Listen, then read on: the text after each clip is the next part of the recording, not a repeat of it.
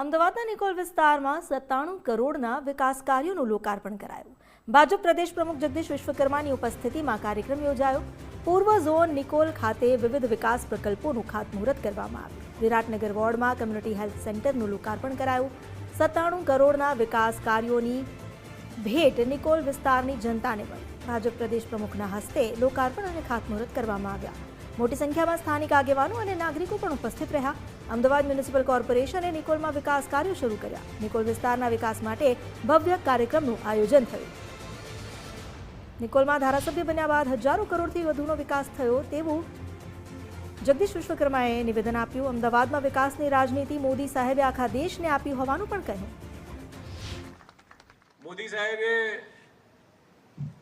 જે કોંગ્રેસના રાજમાં જે વાત ચાલતી હતી, કોંગ્રેસ વાળા જ્યારે ઇલેક્શન લડવા માટે જાય ત્યારે એવું કે अगले इस बार आप हमको चुनाव जिताओगे, अगली बार हम आएंगे और यहाँ बहुत बड़ी हॉस्पिटल का प्लानिंग करेंगे, यहाँ रोड का प्लानिंग करेंगे।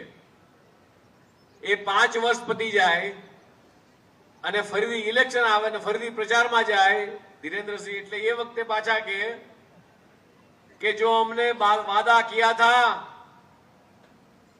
हॉस्पिटल का, रोड का और स्कूल का, वो वादा हम जरूर निभाएंगे। हमने इस बार हमारे मैनिफेस्टो के अंदर એટલે ચૂંટણી ઢંઢેરામાં લઈ લીધું છે। બીજા 5 વર્ષ પતી જાય એટલે ફરી ઇલેક્શન આવે એટલે એ લોકો ફરી કે जो हमने चुनाव के मैनिफेस्टो में लिया था वो वादा पूरा करने जा रहे हैं, उसके लिए हमने बजट की राशि तय कर ली है। બીજા 5 વર્ષ જતા રહે એટલે ફરીથી ચૂંટણી આવે, जो बजट की राशि हमने तय की थी उसी को आगे बढ़ते हुए हम लोग इस बार इसका टेंडर लाएंगे। એટલે બીજા 5 વર્ષ એટલે 20 વર્ષ નીકળી ગયા એટલે બીજા 5 વર્ષ આવે એટલે ફરી ચૂંટણી આવે એટલે ફરીથી કે जो हम वादा करते हैं वो निभाते हैं। जो टेंडर लाने का सोचा था हमने वो टेंडर ला दिया है और अगले साल वो टेंडर की प्रक्रिया शुरू हो गई। આમ કરતા કરતા કરતા મિત્રો એ 75 વર્ષ આઝાદીના ક્યાં પૂરા થયા ખબર ના પડી। આ હોસ્પિટલમાં જ્યાં તમે ઊભા છો આનું ખાતમુહૂર્ત આપણે કર્યું છે, આનું લોકાર્પણ પણ મિત્રો આપણે કર્યું છે।